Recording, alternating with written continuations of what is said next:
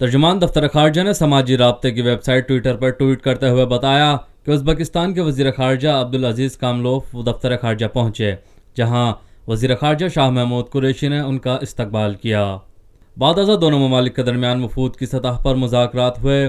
پاکستانی وفد کی سربراہی شاہ محمود قریشی جبکہ ازبک وفد کی سربراہی ازبک وزیر خارجہ نے کی۔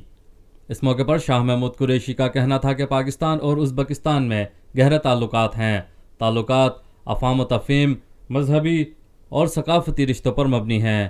انہوں نے کہا کہ ازبکستان کے وزیر خارجہ کے دورے سے باہمی تعلقات کو مزید فروغ ملے گا۔ ازبک وزیر خارجہ عبدالعزیز کاملوف آج صبح ایک روزہ دورے پر پاکستان پہنچے۔ ازبک وزیر خارجہ کے ہمراہ 5 رکنی وفد بھی پاکستان آیا ہے۔